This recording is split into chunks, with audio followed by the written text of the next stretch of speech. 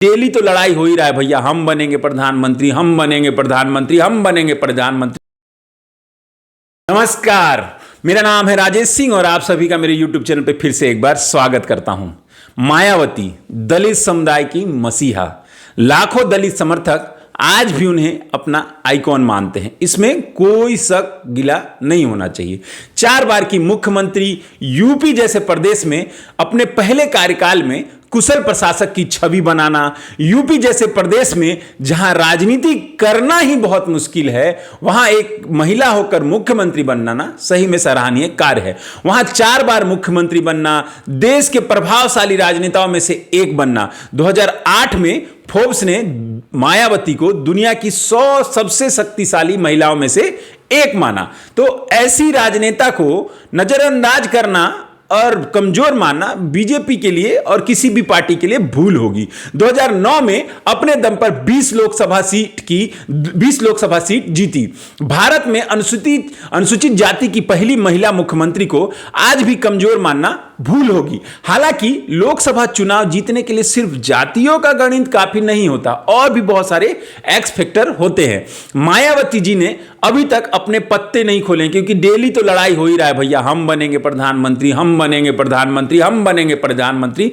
लेकिन बसपा के सांसद नागर ने कहा है कि शर्त रखी है, अगर मायावती को पीएम फेस बनाया जाता है तो इंडिया गठबंधन में शामिल होने के लिए हम सोच सकते हैं। नागर ने कहा है कि अगर इंडिया गठबंधन मायावती को पीएम फेस घोषित करके लोकसभा चुनाव लड़े तो भाजपा को तीसरी बार जीतने से रोक सकती है। अरे भैया, कितने लोगों को बनाएंगे इंडिया गठबंधन वाले पीएम फेस, चलिए छोड़िए। 2022 के यूपी विधानसभा चुनाव में बीजेपी को 41.3 और इंडिया के जो इतने सारे गठबंधन बने हैं उनको 40% और सिर्फ अकेले बसपा को 13% वोट मिले। इस चीज को नोट करिए। अगर यह गठबंधन हो जाता तो ये करीबन 50% हो जाता और भाजपा हार जाती।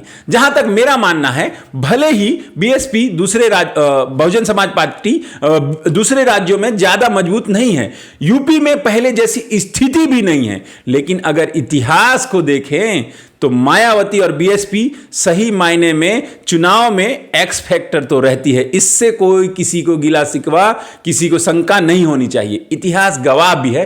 थोड़ा इसके बारे में बताता हूं। 2014 के लोकसभा में मायावती को एक भी सीट नहीं मिली। जहां तक वोट परसेंटेज की बात है तो 20 के आसपास रहा। 2019 के विधानसभा में ये 22% वोट बसपा को मिले। अखिलेश और मायावती गठबंधन ने जब गठबंधन किया था तो मायावती ने 10 सीटें जीती थी लोकसभा की। इसका सीधा सा मतलब है कि जिनको लग रहा है मायावती या बीएसपी का कोई अस्तित्व नहीं बचा है भैया, तो वो इतिहास उठा के एक बार देख लें।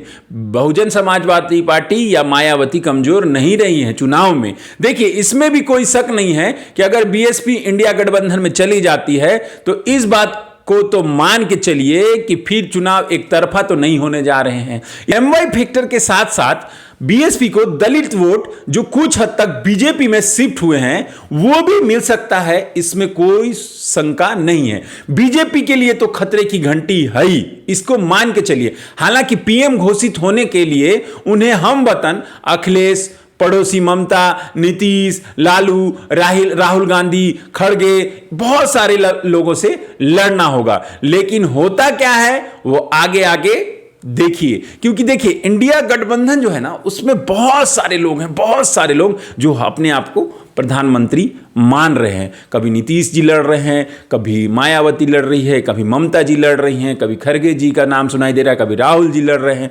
तो एकदम खिचड़ी पकी हुई है। लेकिन देखिए अभी क्या घोषित होता है। लेकिन ये मान के चलिए कि अगर मायावती इस गठबंधन में आती है तो चुनाव तो मजेदार होगा। जीते ना जीते, कोई जीते वो तो अलग फैक्टर है, लेकिन चुनाव तो मजेदार होने वाले हैं। मिलता हूं नए वीडियो में, तब तक के लिए जय हिंद, जय भारत।